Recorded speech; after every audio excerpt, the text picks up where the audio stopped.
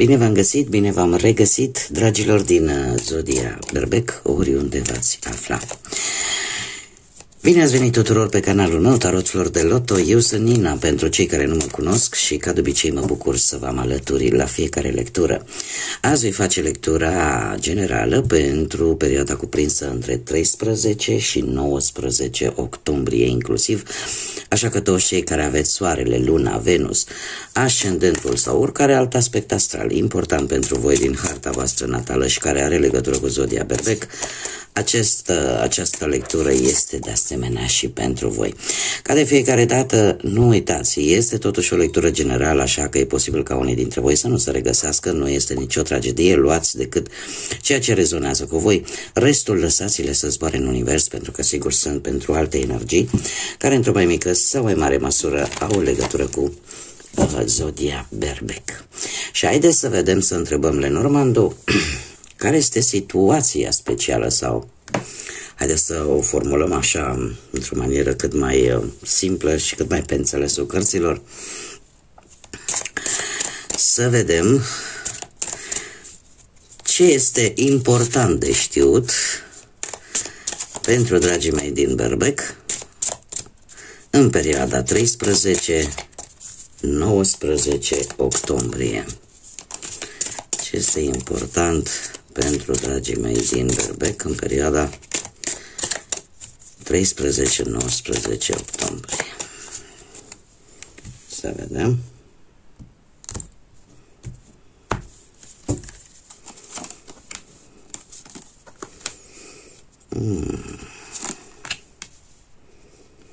Ceva public, un drum, de obicei, în locuri unde există foarte multe persoane, ori un eveniment special, ceva legat de muncă, un nou început, e posibil ca unii dintre voi să aveți, nu știu, vreo audiență, vreun interviu legat de muncă pentru un nou început. Și tot ceea ce implică acest nou început, da? Pentru că implică și poate anumite compromisuri, anumite schimbări. Cert este că, dacă nu vorbim de muncă, putem vorbi de situația în care sunteți foarte atenți la un anumit grup de oameni. Prestați mai mult atenție la un anumit grup de oameni, și asta pentru că oarecum, sau la un copil e posibil să prestați mai mult atenție la ceea ce ține chiar de un copil, vreo ședință poate, nu știu, cu părinții pe la școală, dar pe general vorbim ori de muncă, ori de a vă folosi un pic viclenia, istețimea pentru a face oriceva nou, oriceva, mă scuzați de bălbăială, orice este relaționat poate chiar cu un copil. Haideți să vedem ce ne spune și tarotul.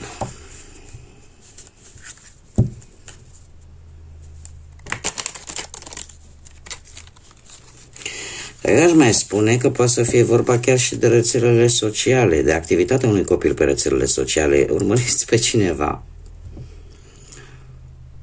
Poate să fie și acest lucru. Poate să fie și acest lucru.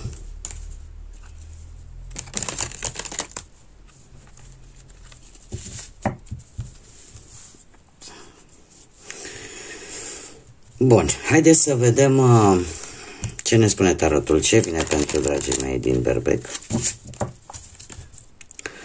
în perioada 13-19 octombrie, atât pe plan profesional, financiar sau sentimental.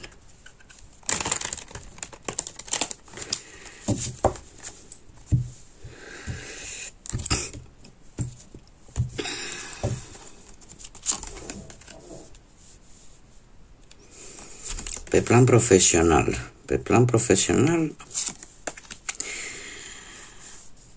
știu dacă zodiile de apă, rac, pești, scorpion vă spun ceva, dar o mică întârziere posibilă în această săptămână, ori că întârziați ceva probleme să aveți pe la locul de muncă, ori niște ore care nu se mai regăsesc prin acte, da? Niște pierderi de ore.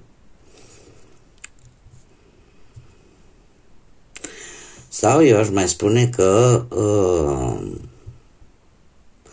nu știu, voi v-ați îndeplinit un anumit obiectiv în ceea ce privește viața asta profesională și cumva lucrul ăsta ți-a dat așa un optimism.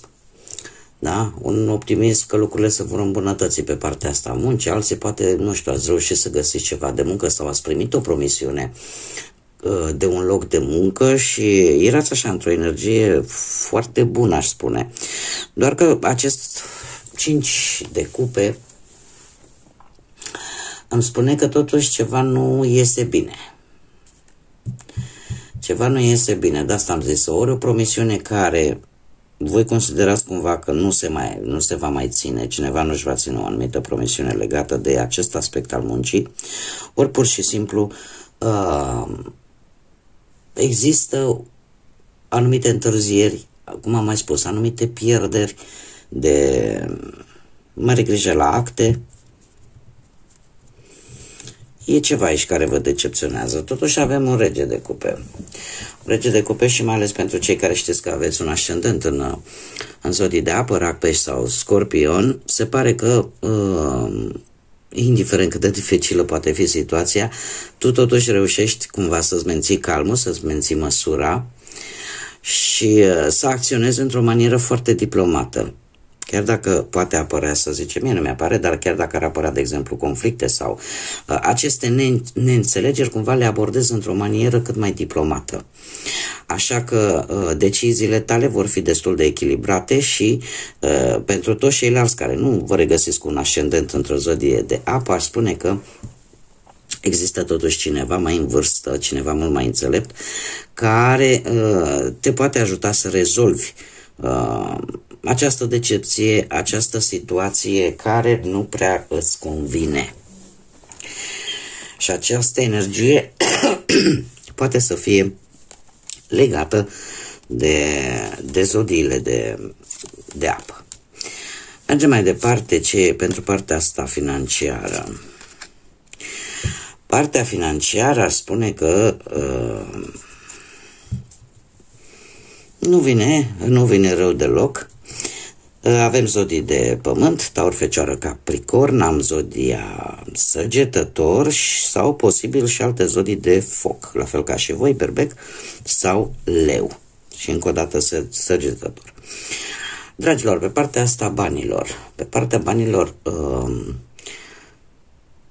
o perioadă totuși destul de echilibrată pentru această săptămână, pentru această nouă săptămână de octombrie.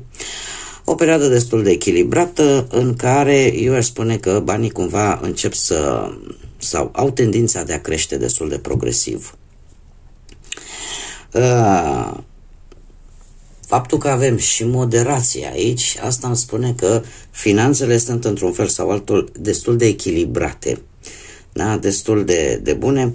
Am aici într-adevăr un cavaler de bâte care îmi spune că e posibil să aveți parte și de niște surprize bănești, niște bănuți în plus. E adevărat, nu cantități foarte mari. Și ar fi bine totuși în această săptămână să încercați să nu cheltuiți impulsiv. Da, există această tendință oarecum de a cheltui un pic impulsiv. Adică mi-a plăcut cu tare lucru, pac, mă duc și îl iau.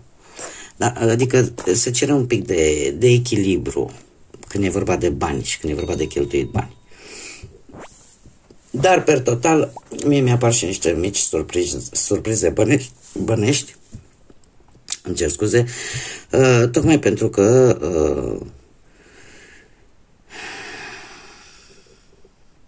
și ar mai fi un lucru cu această regină de monede. Sunteți foarte strângători, nu știu, aveți un scop pentru care e posibil să fiți atât de ponderați, atât de echilibrați, în ceea ce privește banii. Și chiar dacă aceste surprize bănești sunt micuțe, ele sunt binevenite. Unicul lucru cu care vine acest cavaler de bâte este acela că trebuie totuși să nu vă lăsați oarecum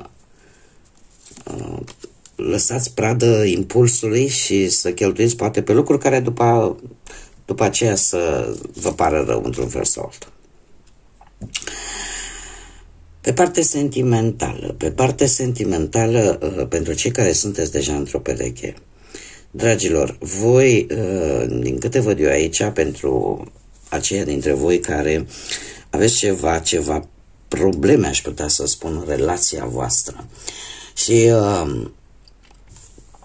am două variante mari și late. Prima, în care o relație este pe punctul de a se rupe, de a se, de a se încheia. Și asta datorită, sau mai bine, nu știu dacă datorită sau din cauza, acum de voi depinde să adaptați acest lucru, se află anumite lucruri. Că sunt anumite adevăruri, că sunt, vedeți mult mai clar de fapt cum stă situația și lucrul ăsta vă face să vedeți de fapt dacă mai merită să aveți încredere sau nu. 7 de spade ne vorbește în special de încredere, care este crucială pentru voi în această perioadă și eu aș mai spune de asemenea că probabil că au fost lucruri ascunse, lucruri care nu s-au spus, pe care voi o să le aflați. Și este foarte interesant cu acest 6 de bâte faptul că aici intervin cele două variante. Deci avem ori situația în care o relație e pe punctul de a se rupe, de a se încheia, tocmai pentru că se află anumite lucruri sau pur și simplu, și atunci, într-un fel sau altul, tu ai să te focusezi mult mai mult pe tine, da? Și parcă nu te mai interesează așa nici ce spune gura lumii, nici ce spune poate chiar perechea ta. Te vei gândi foarte mult la tine, la ce-ți dorești tu cu adevărat.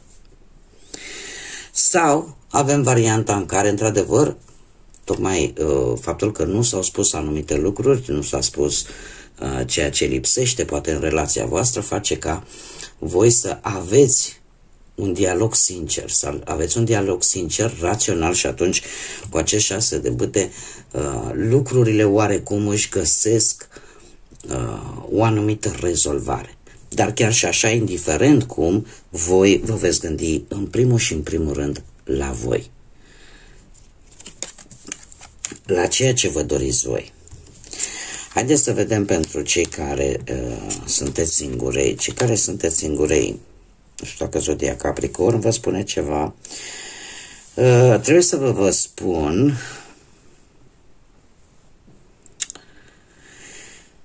se repetă încă o dată cifra 5. Cifra 5 care, așa per general, vorbește de libertate, de schimbare, dar în același timp ne vorbește și de o ușoară instabilitate, de ușoare tensiuni și de faptul că în această săptămână totuși trebuie să fiți un pic flexibili. Flexibil și să vă adaptați noilor situații. Revenind la cei care sunteți singurei, voi, dragilor, sunteți într-o fază în care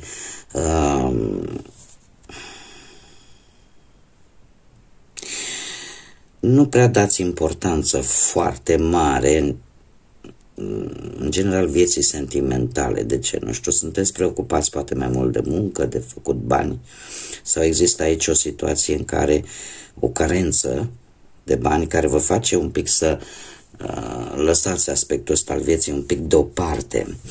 Acum, ce pot eu să vă spun? Că în această săptămână voi totuși e posibil să fi pus ochii pe cineva. să vă sară cineva în ochi. Dar nu va fi o atracție, ca să zicem așa, emoțională. Din mie cărțile îmi spun că nu. Va fi pur și simplu o atracție fizică și nimic mai mult. Va fi o atracție fizică și eu aș mai zice că nu știu dacă se va transforma neapărat într-o relație sentimentală, într-o relație cu implicații emoționale, ceva de genul ăsta, din câte văd eu aici. De ce? Pentru că voi, din punct de vedere sentimental, sunteți oarecum sărăciți de aceste lucruri. De ce? Poate că, nu știu, ați stat foarte mult timp singuri și poate că v-ați simțit de prea multe ori abandonați de persoanele în care voi ați avut încredere. Și atunci, tocmai de aici apare acest ușor dezinteres, nu neapărat de a avea o relație cu cineva, dar vă interesează mai mult aspectul fizic și mai puțin cel emoțional, cel sentimental.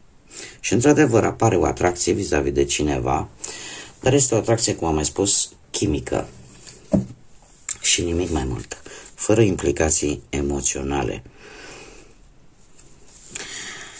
Haideți să vedem și ce mesaj am pentru voi de la fazele lunare.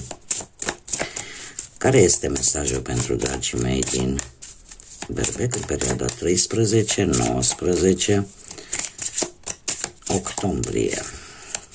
Un mesaj, te rog. Comunicarea este cheia. O lună nouă în Gemeni, dragilor. Mesajul în sine este unul destul de clar, ținând cont că avem și o lună nouă în Gemeni, da? Deci e vorba de noi începuturi, când, mai ales pentru cei care vă regăsiți cu această situație în care trebuie să începeți ceva nou, indiferent pe ce plan al vieții vorbim, comunicarea este cheia. Se știe că zodia Gemeni este o zodie care în general comunică foarte flexibil, foarte inteligent. Și cred că un lucru destul de important care face diferența între el și celelalte zodii este aceea că nu se implică prea mult emoțional atunci când, nu știu, vrea să ia o decizie, da? Cumva curiozitatea îl face să nu se implice foarte tare. Un alt aspect important, caută informații noi. Cred că eu aș spune că înainte de a... mai este un aspect al gemenilor, că se implică foarte repede în relații. Se implică în sensul că își dă frâu imaginației și tocmai pentru se implică în relații într-o manieră mai senzuală, așa, nu foarte emoțională, cât chimică, pasională, da, trăiește clipa, trăiește momentul. Totuși, acest mesaj vine și spune: comunicarea este cheia. Comunicarea este cheia, felul în care dialogăm cu ceilalți, indiferent pe ce plan vorbim, că e la muncă, că e relaționat cu banii, că e relaționat cu sentimentele, cumva trebuie să abordați o comunicare cât mai inteligentă, cât mai steață, cât mai diplomată. Și asta tocmai, știu că poate e posibil să mă repet, dar este un aspect astral important în care deja am intrat cu data de 6 octombrie. Avem pe acest Mercur în Scorpion, care cere foarte mult pragmatism, cere foarte mult profunditate în a dialoga. Dar nu există loc de dialog superficial în această perioadă. Bun, dragii mei, cam atât am avut pentru voi. Eu vă mulțumesc ca de obicei pentru atenție, mulțumesc tuturor pentru sprijin, da, pentru like-uri, distribuiri, comentariile frumoase, sunteți minunați și desigur invit pe toți ceilalți care încă nu s-au abonat. Dacă v-a plăcut, dacă doriți să mai vedeți acest gen de lecturi, nu ezitați, abonați-vă, totul este gratuit, nu costă absolut nimic, așa că până data viitoare, când ne vom reîntâlni, o săptămână minunată, o săptămână plină de înțelepciune, de multă răbdare și, cum bine am văzut, comunicarea este cheia.